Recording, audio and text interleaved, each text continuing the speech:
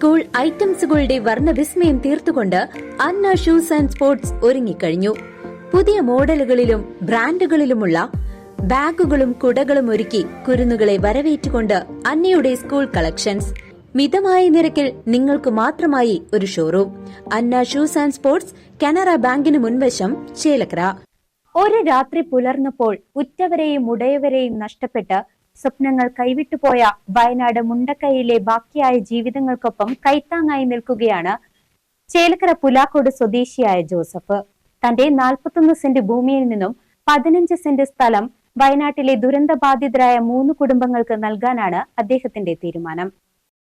ഒരു രാത്രി പുലർന്നപ്പോൾ ഉറ്റവരും ഉടയവരും നഷ്ടപ്പെട്ട് ജീവിത സ്വപ്നങ്ങളെല്ലാം കൈവിട്ടുപോയി ഒരായുസിന്റെ അധ്വാനം ചളിയും മണ്ണുമെടുത്ത് കുറച്ച് ജീവിതങ്ങൾ ബാക്കിയാക്കി.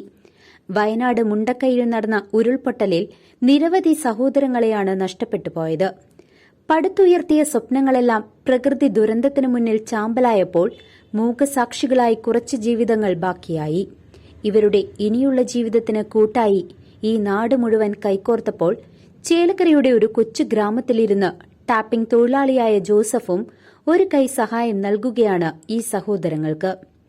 ചേലക്കര ഗ്രാമപഞ്ചായത്തിൽ പുലാക്കോട് സ്വദേശിയായ ജോസഫിന് 41 സെന്റോളം സ്ഥലമാണുള്ളത്. ഇതിൽ നിന്നും 3 കുടുംബങ്ങൾക്ക് 5 സെന്റ് സ്ഥലം വീതം വീട് വെക്കാനായി നൽകാനാണ് ജോസഫിന്റെ തീരുമാനം. 15 സെന്റ് സ്ഥലം വയനാട്ടിലെ ഉരുൾപൊട്ടലിൽ ദുരിതമനുഭവിക്കുന്ന 3 കുടുംബങ്ങൾക്കായി നൽകും. വഴിയും വെളിച്ചവും ശുദ്ധജലവും ലഭിക്കുന്ന ഗ്രാമഭംഗിയിലേക്ക്, സമാധാനപൂർണമായ ജീവിതത്തിലേക്ക് ക്ഷണിക്കുകയാണ് വിരുവേലിയിൽ ജോസഫ്. അവരുടെ, ഞാൻ പറഞ്ഞില്ലേ, നമ്മുടെ സഹോദരങ്ങള്, നമ്മുടെ മക്കള്, അവര് അവിടെ കിടന്ന് അവരുടെ കഷ്ടപ്പാടുകൾ, അവർക്ക് തലചായ്ക്കാൻ ഇടവില്ലാത്ത ഒരു അവസ്ഥ, ഇത് ഞാൻ ഈ ടി വിയിൽ കണ്ട് വളരെ അധികം വിഷമിച്ചു.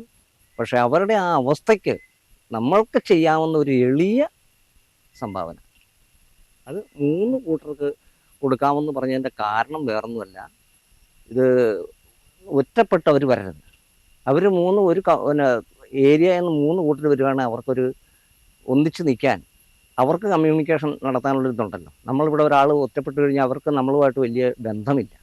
അപ്പോൾ ആ സ്ഥിതിക്ക് അവർക്ക് ഒന്നിച്ച് നിൽക്കാനൊരു ഇത്. പക്ഷേ ഈ ഏരിയ എന്ന് പറഞ്ഞു കഴിഞ്ഞാൽ ഈ വഴിയുടെ ഒരു ചെറിയ ബുദ്ധിമുട്ടേ ഉള്ളൂ. വെള്ളമുണ്ട്, കറണ്ടുണ്ട്. വഴി ഒരു 200 മീറ്റർ ഇങ്ങോട്ട് വന്നു കഴിഞ്ഞാൽ അത് ക്ലിയറായി, ഒരു കുഴപ്പമില്ല. ഞാൻ പറഞ്ഞില്ലേ, ഗവൺമെൻറ്, അതായത് ഈ വ്യക്തികൾക്ക് അവരുടെ ID പ്രൂഫ് സഹിതം തരണം. ഞാൻ ആ വ്യക്തികൾക്ക് കൊടുക്കാൻ തയ്യാറാണ്. 100-ന് 150% ചെയ്യാൻ തയ്യാറാണ്. എനിക്ക് ഒന്നും തരണ്ട, പക്ഷെ അവർ സന്തോഷമായിട്ട് ജീവിക്കട്ടെ. നമ്മളല്ല, ഇതൊരു ചെറിയ, നമ്മുടെ ഒരു ചെറിയ സംഭാവന, അത്ര മാത്രമേ ഉള്ളൂ. വയനാട് പോയി സന്ദർശിക്കണമെന്ന് എനിക്ക് ആഗ്രഹമുണ്ട്. പക്ഷേ അതിനുള്ളൊരു സാഹചര്യം ഇണക്കി കിട്ടിയാൽ ഞാൻ പോകും, തീർച്ചയായും പോയി. ആ മക്കളെ പോയി കാണും ഞാൻ. ആ സഹോദരങ്ങൾ, ആ നമ്മുടെ അച്ഛനും അമ്മയായിട്ടുള്ള പ്രായമുള്ള ആൾക്കാർ, അവരെ പോയി കണ്ട് അനുശോചനം രേഖപ്പെടുത്തണം, അവരുടെ വിഷമങ്ങൾ കാണണം, നേരിട്ട് കാണണം എന്നുള്ളൊരു ബോധ്യം എനിക്കുണ്ട്.